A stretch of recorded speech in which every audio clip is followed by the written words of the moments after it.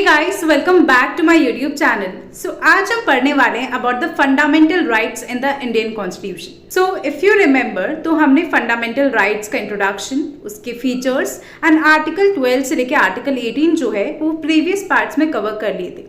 So in case अगर आपने वो पार्ट्स नहीं देखे हैं एंड अगर आपको वो आर्टिकल 12 to 18 या फिर फंडामेंटल राइट्स के फीचर्स एंड इंट्रोडक्शन समझना है तो प्लीज़ उन पार्ट्स को देखिएगा। मैंने उनकी जो लिंक है वो डिस्क्रिप्शन बॉक्स में दे रखी है, so you can go and check out there. So without wasting any more time, let's get into that. So as I told you कि आज हम आर्टिकल 19 से समझने वाले हैं। तो सबसे पहले आर्टिकल 19 से लेकर आर्टिकल 22 किसकी बात करते हैं? तो आर्टिकल 19 to 22 बात करते हैं राइट टू फ्रीडम की। जैसे आर्टिकल 14 से 18 राइट टू इक्वालिटी की बात कर रहे थे, वैसे ही आर्टिकल 19 से 22 जो है वो बात करते हैं about the right to freedom. अब आर्टिकल 19 क्या बोलता है? तो आर्टिकल 19 हमें 6 बेसिक फ्रीडम देता है। वो क्या है? तो सबसे फर्स्ट फ्रीडम क्या आती है? To speak and express yourself freely, कि आपके पास बोलने का राइट है एंड अपने आप को अच्छे से फ्रीली एक्सप्रेस करने का राइट है, अपने ओपिनियंस रखने का आपके पास ये राइट है। ठीक है। सेकेंड आती है to gather in groups peacefully without weapons, बिना हथियार के, बिना वेपन्स के आप जो है पीसफुली गैदर हो सकते हो, पीसफुली जो है असेंबल हो सकते हो। थर्ड आती है टू फॉर्म ग्रुप्स, यूनियंस और एसोसिएशंस, कि आप ग्रुप्स फॉर्म कर सकते हो, यूनियंस फॉर्म कर सकते हो, एसोसिएशन फॉर्म कर सकते हो। ठीक है। फोर्थ आती है to move anywhere in India, कि आप जो है इंडिया में कहीं पे भी मूव कर सकते हो, फ्रीली जो है इधर से उधर मूव कर सकते हो। फिफ्थ आती है to live anywhere in India, आप कहीं भी रह भी सकते हो। ठीक है। एंड सिक्स्थ आती है टू डू एनी जॉब और रन एनी बिजनेस, कि आप जो चाहे वो जॉब कर सकते हो, जो चाहे वो बिजनेस रन कर सकते हो। तो ये कुछ 6 बेसिक फ्रीडम्स है जो कि आर्टिकल 19 इंडियन सिटीजन्स को प्रोवाइड करवाता है। अब यहाँ पर सुप्रीम कोर्ट ने क्या ऐड किया? That we have the right to know what the government is doing, कि गवर्नमेंट क्या कर रही है वो जानने का अधिकार भी हमारे पास है। ठीक है। And no one can stop us from speaking unless there is a valid reason. And कोई भी हमें बोलने से नहीं रोक सकता जब तक उनके पास valid reason ना हो तो। And one more thing, there can't be forced approval or the pre-censorship before expressing opinions, कि अपना ओपिनियन एक्सप्रेस करने से पहले कोई भी प्री सेंसरशिप नहीं लगा सकता। दैट मीन्स सेंसरशिप मतलब क्या होता है कि ओपिनियन जब अगर आप अपना एक्सप्रेस कर रहे हो एंड अगर वो आपका ओपिनियन गलत है तो उसे सेंसर कर दिया जाता है। जैसे कि आपने देखा भी होगा कि अगर न्यूज़ चैनल जो है वहाँ पर आप अब्यूजिव लैंग्वेज नहीं बोल सकते हो। ठीक है। नेशनल टेलीविजन पे आप अब्यूजिव लैंग्वेज नहीं बोल सकते हो एंड अगर आप बोलते हो तो वो एक बीप साउंड आ जाता है। ठीक है। तो वैसे ही यहाँ पर सुप्रीम कोर्ट ने ये ऐड करा कि ओपिनियंस एक्सप्रेस करने से पहले आप उन ओपिनियन को रोक नहीं सकते हो, उन पे जो है प्री सेंसरशिप नहीं लगा सकते हो। अगर ओपिनियन सही नहीं है तब वहां पर सेंसरशिप लग सकती है, बट लेकिन ओपिनियन एक्सप्रेस करने से पहले आप प्री सेंसरशिप नहीं लगा सकते। तो ये कुछ आर्टिकल 19 में हमने बेसिक फ्रीडम देखी एंड उसके बाद सुप्रीम कोर्ट ने क्या ऐड किया वो चीज हमने देखा। Supreme court is the highest court of India, as you already know. अब यहाँ पर कुछ एक्सेप्शंस आते हैं फंडामेंटल राइट्स पे, मतलब जैसे अगर आपको ये फ्रीडम तो दी है बट इस केस में आपकी फ्रीडम नहीं है, ये सब चीजें जो होती है दैट आर एक्सेप्शंस। मतलब आपको फ्रीडम दी है, उसके साथ साथ कुछ रेस्ट्रिक्शंस भी है या कहीं कहीं पे कुछ अलग चीजें भी है। तो सबसे फर्स्ट एक्सेप्शन क्या आता है? That is freedom of speech and expression. तो गवर्नमेंट जो है वो आपको कुछ भी कहने से या कुछ भी एक्सप्रेस करने से स्टॉप कर सकती है, रोक सकती है, अगर वो नुकसान पहुंचाती है किन किन चीज़ों को। तो वो चीज़ अब हम यहाँ पे देखते हैं। अगर आपका बोलना जो है इंडिया की यूनिटी और सेफ्टी को हार्म करता है तो ऐसे में गवर्नमेंट आपको स्टॉप कर सकती है फ्रॉम एक्सप्रेसिंग योर ओपिनियंस। ठीक है। या फिर स्टेट की सिक्योरिटी या फिर जो फ्रेंडली रिलेशन है अदर कंट्रीज के साथ, अगर उसको हार्म करती है तो भी यहाँ पर गवर्नमेंट आपको स्टॉप कर सकती है फ्रॉम एक्सप्रेसिंग योर ओपिनियंस। या फिर पब्लिक ऑर्डर को या जो सोसाइटी में पीस है उसको अगर कहीं ना कहीं हार्म कर रहा है तो ऐसे में भी गवर्नमेंट आपको स्टॉप कर सकती है। या फिर मॉरल्स या डिसेंसी को अगर हार्म कर रहा है तब भी। ठीक है। या कोर्ट के रिस्पेक्ट में अगर कहीं पे भी हार्म पहुंच रहा है तब भी जो है गवर्नमेंट स्टॉप कर सकती है फ्रॉम सेइंग एनीथिंग। मतलब हमने आर्टिकल 19 में 6 बेसिक फ्रीडम्स दी थी जहां पर हमने बोला था that you can express yourself freely, but अगर आपका एक्सप्रेस करना या बोलना जो है इन सब चीजों को हार्म कर रहा है तो ऐसे में गवर्नमेंट आप पे रोक लगा सकती है या गवर्नमेंट आपको स्टॉप कर सकती है फ्रॉम सेइंग एनीथिंग। या फिर अगर किसी की रेपुटेशन को भी हार्म हो रहा है तब भी गवर्नमेंट आपको स्टॉप कर सकती है फ्रॉम सेइंग एनीथिंग। या फिर आपके बोलने से वॉयलेंस प्रोवोक हो रहा है, लड़ाई झगड़ा बढ़ रहा है, तो ऐसे में भी गवर्नमेंट आपको जो है स्टॉप कर सकती है फ्रॉम सेइंग एनीथिंग। तो ये सब कुछ चीज़ें थी, ये सब कुछ लिस्ट थी जिसमें हमने देखा कि अगर इनमें से कोई भी चीज़ हार्म होती है तो ऐसे में government can stop you from saying anything and government can stop you from expressing yourself freely. ठीक है, तो वो चीज़ हमने यहाँ पर बोली। तो ये एक्सेप्शन था आर्टिकल 19 का। ठीक है, फिर हमने आर्टिकल 19 में ये भी बोला था that you have the freedom to assemble, तो ये चीज़ भी हमने बोली थी, बट इस पे भी कुछ एक्सेप्शंस है, कुछ रेस्ट्रिक्शंस है। वो ये, अगर आप जो है गैदर होके या प्रोटेस्ट कर रहे हो तो ऐसे में अगर कंट्री की यूनिटी को हार्म हो रहा है या फिर पब्लिक पीस को हार्म पहुंच रहा है या मॉरल्स को हार्म पहुंच रहा है, तो ऐसे में आपको फ्रीडम ऑफ असेंबली नहीं दी जाएगी कि आप एक साथ जो है असेंबल नहीं हो सकते हो प्रोटेस्ट करने के लिए। ठीक है, अगर कंट्री की यूनिटी को या पब्लिक पीस को या मॉरल्स को हार्म पहुंच रहा है तो। फिर हमने ये भी देखा था that we have the freedom to move and settle anywhere in India, but इसको भी रेस्ट्रिक्ट किया जा सकता है by the government to protect tribal area और पब्लिक सेफ्टी को इंश्योर करने के लिए। तो ये चीज को भी जो है कहीं ना कहीं रेस्ट्रिक्ट किया जा सकता है। एंड हमने ये भी बोला था that we have the freedom to choose any profession और रन एनी बिजनेस। तो यहाँ पर you can't do anything that harms the public interest. आप ऐसी जॉब या ऐसा बिजनेस रन नहीं कर सकते हो जो कि पब्लिक इंटरेस्ट को हार्म करता है। तो ये कुछ एक्सेप्शंस थे आर्टिकल 19 के। ठीक है, तो वो चीज हमने यहाँ पर बात करी।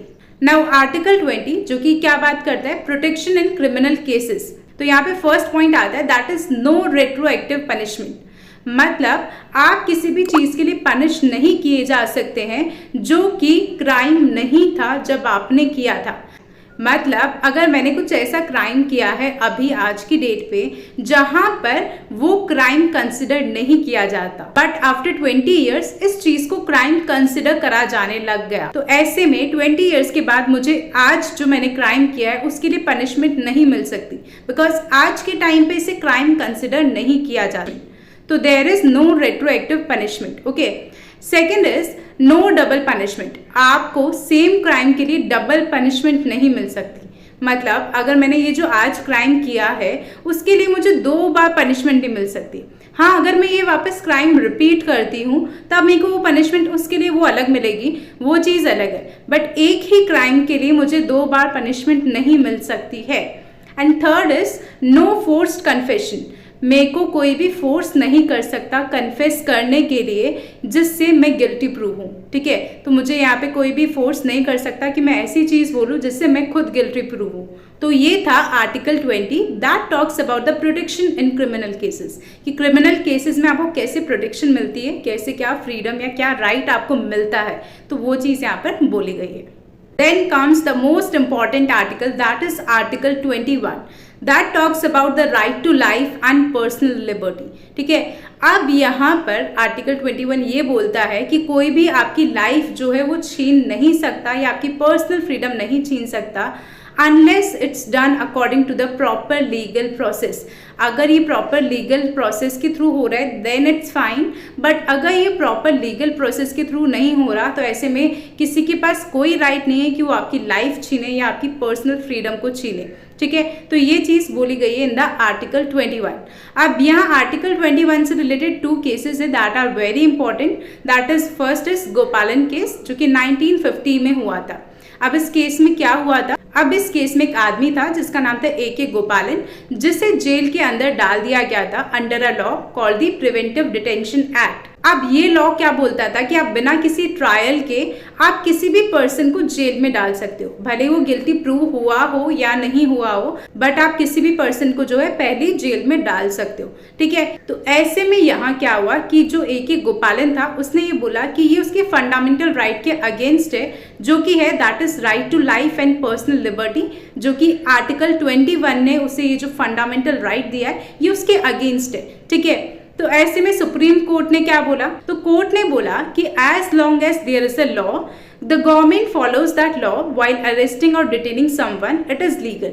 जब तक एक लॉ है एंड गवर्नमेंट उस लॉ को फॉलो कर रही है व्हाइल अरेस्टिंग अ पर्सन, तब तक वो लॉ जो है वो लीगल है। इवन इफ वो लॉ जो है अनफेयर हो चाहे हार्श हो कोई मैटर नहीं करता है, बट जब तक वो गवर्नमेंट उस लॉ को फॉलो कर रही है तब तक वो लीगल है। तो ये चीज यहाँ पर बोली गई बाय द सुप्रीम कोर्ट। सो यहाँ पर कोर्ट ने क्या बोला कि जो कोर्ट है, सुप्रीम कोर्ट है, वो केवल लोगों को बचा सकता है फ्रॉम द एग्जीक्यूटिव, ठीक है, बट वो जो है पार्लियामेंट के द्वारा बनाए गए बुरे लॉज, जो बैड लॉज है, जो अनफेयर लॉज है, उससे नहीं बचा सकता।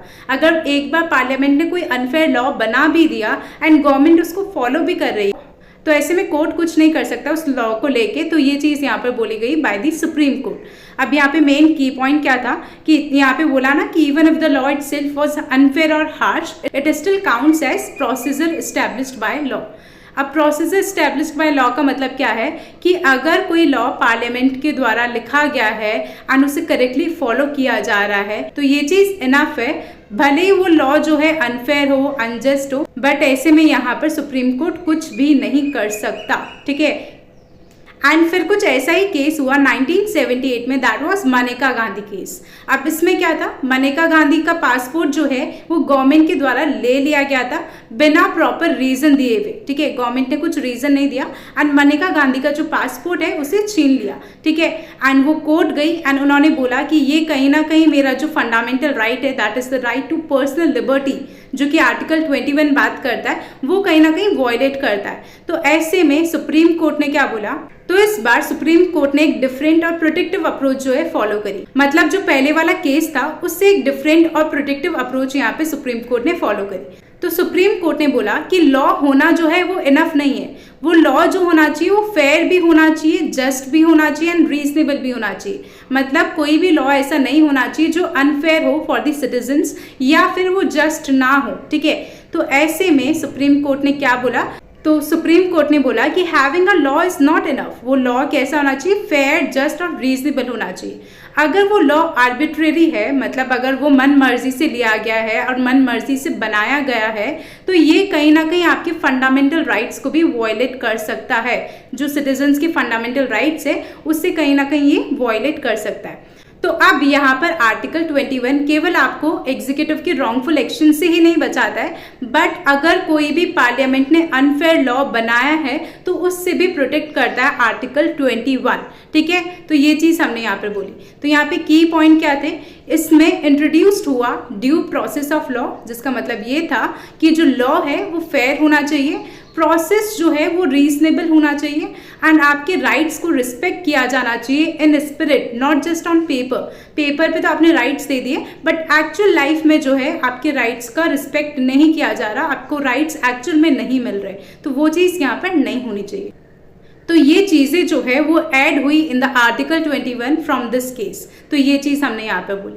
नाउ आर्टिकल 21 का ही एक और पार्ट है काइंड ऑफ, आर्टिकल 21A, जो कि बोलता है about the right to education, कि फ्री और कंपल्सरी एजुकेशन मिलनी चाहिए सब चिल्ड्रन को जिनकी भी एज है 6 to 14, ठीक है। एंड इस चीज़ को ऐड करा गया बाय द 86th अमेंडमेंट 2002 के अंदर, ठीक है। तो वो चीज़ हमने यहाँ पर बात करी। नाउ कम्स द आर्टिकल 22, जो कि बोलता है protection against arrest and detention. अब इसमें दो पार्ट्स है, that is part 1 and part 2। Part 1 जो है वो बात करता है when arrested for a crime, जब आपको अरेस्ट किया जाता है अगर आपने कोई क्राइम किया है तब। यहाँ पर एक सिटीजन का सबसे पहला काम होगा that you should know why you are arrested, कि आपको अरेस्ट किस लिए करा गया है। फिर उसके बाद आप जो है लॉयर को मिल सकते हैं एंड आपको जो है मजिस्ट्रेट के पास ले जाया जाएगा with in the 24 hours and आपको 24 आवर्स के अंदर रिलीज भी कर दिया जाएगा unless allowed longer by court. मतलब कोर्ट बोलता है कि अभी ये प्रोसेस और लंबा चलेगा तब तो ठीक है, बट अगर कोर्ट ऐसा कुछ भी नहीं बोलता है then you can be released in 24 hours, ठीक है। तो ये चीज पार्ट 1 में बोली गई है। एंड पार्ट 2 जो है वो बात करता है about the preventive detention to stop a future crime. तो इसमें आपको जो है 3 महीने से ज़्यादा नहीं रखा जा सकता जब तक अप्रूव नहीं कर देते, ठीक है। एंड आपको ये भी बताया जाएगा कि आपको क्यों डिटेन करा गया, दैट मीन्स आपको क्यों अरेस्ट करा गया। एंड आपको चांस भी मिलेगा टू आर्ग्यू योर केस, कि अपने केस को लड़ने का जो है आपको चांस भी मिलेगा। तो ये चीज़ बात करी गई है in the part 2 of article 22। तो आई होप आपको ये आर्टिकल 19 to 22 समझ में आए हो, बट फिर भी अगर आपको कहीं पे भी कोई भी डाउट रहता है then you can always ask me in the comment section and I will try to reply all your comments as soon as possible. And अगर आपको ये वीडियो थोड़ा बहुत भी हेल्पफुल लगता है या थोड़ा बहुत भी यूजफुल लगता है then do share it with all your friends, but only if you find it helpful. अगर आपको हेल्पफुल लगता है तो ही ये वीडियो आपको अपने फ्रेंड्स के साथ शेयर करना है, नहीं तो it's completely fine. And do let me know all your valuable feedbacks in the comment section. So yeah, bye bye, take care.